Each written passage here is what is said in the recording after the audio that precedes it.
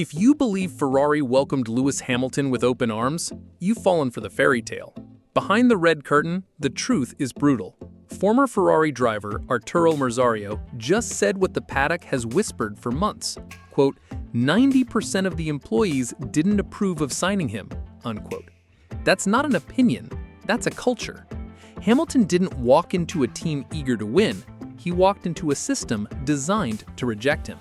Merzario called it a commercial operation. Hamilton wasn't hired to lead, he was hired to sell. And when you're surrounded by a team that never wanted you, how do you trust the voice in your ear?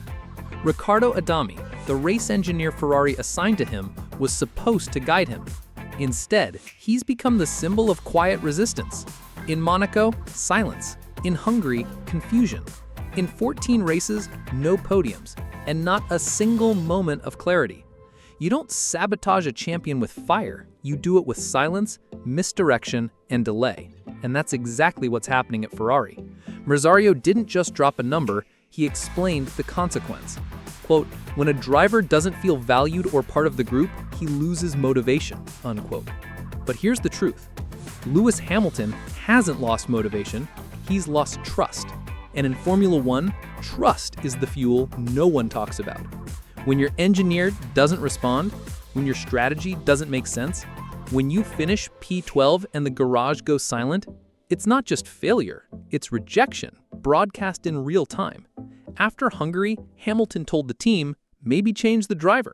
No reaction, not from Adami, not from Vasseur. That wasn't frustration, that was a coded warning. You're not giving me the tools to fight. 14 races, 0 podiums, 42 points behind Leclerc. The data screams imbalance, but Ferrari doesn't talk about that because this isn't just a performance problem, it's a system built to protect itself, even if it costs Hamilton everything. Fred Vasseur finally admitted it, quote, we underestimated the environment change, unquote. But he didn't mean the weather, he meant the system Hamilton walked into. A system where the race engineer is less of a partner and more of a gatekeeper. Riccardo Adami isn't new. He's been at Ferrari for years. He's worked with Vettel, Sainz, now Hamilton. But Lewis is not like the others. He needs precision, rhythm, tactical depth. That's what he had with Peter Bonington, the man who knew when to speak, what to say, and how to calm a storm at 300 kilometers an hour. With Adami, delays, vague calls, radio gaps, and worst of all, silence in critical moments. This isn't just getting used to a new voice, it's being forced to perform with the wrong frequency in your ear. And if Ferrari thought Hamilton would adapt quietly, they forgot who they signed. This isn't just a communication mismatch, it's a fundamental incompatibility between a world champion and a system not built for him. In Monaco, Hamilton asked, are you upset with me or something? And Riccardo Adami, the man in charge of his race, said nothing. This wasn't a moment of pressure. It was after the race. No stress, no corner, just silence. And it's not the first time. In Miami, Hamilton snapped at Adami for vague messages. In Imola, he questioned strategy mid-race and got non-answers. And in Hungary, after calling himself useless, he said what no Ferrari driver has ever said over the radio. Quote, maybe you should change driver, unquote. Still, no reply. This isn't an awkward pairing. It's a deliberate breakdown of the communication channel that should empower him. Adami's hesitations aren't random. They protect Ferrari's structure, one that keeps the driver under control, not in command. And when your engineer becomes a filter instead of a guide, you're not just racing blind, you're being managed into failure. Let's stop pretending this is about mistakes. You don't leave a 7-time world champion without critical race info unless it's deliberate.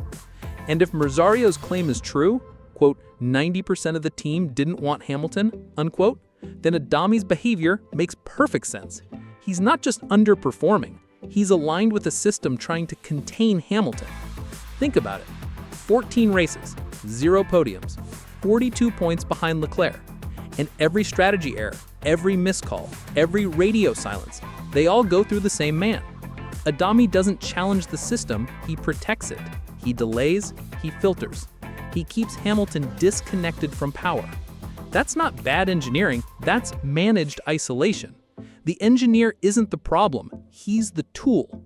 And when Ferrari protects Adami, they're protecting something bigger, a structure designed to control the narrative, not win at all costs. Because giving Hamilton freedom might mean giving him control, and Ferrari isn't ready for that. You think Hamilton's just frustrated? He's past that. He's reading the room and playing the long game. After Monaco, after Hungary, after every missed call and silent radio, he stopped waiting for change. He started building it from inside.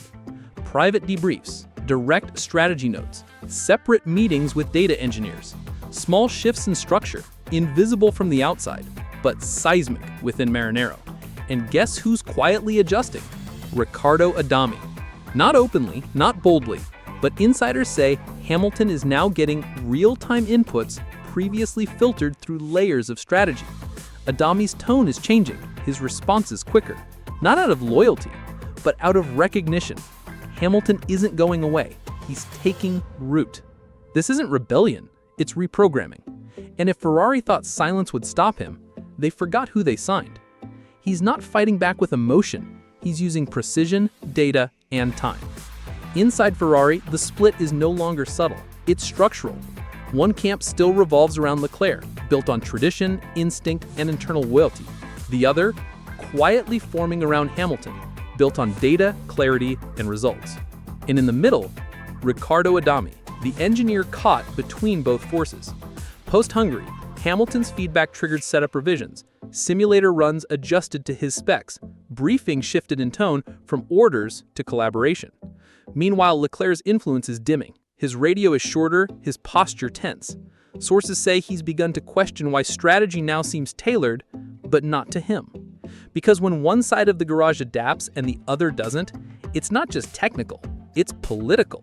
Ferrari built a two-car team, but only one voice is starting to shape the future. And Adami?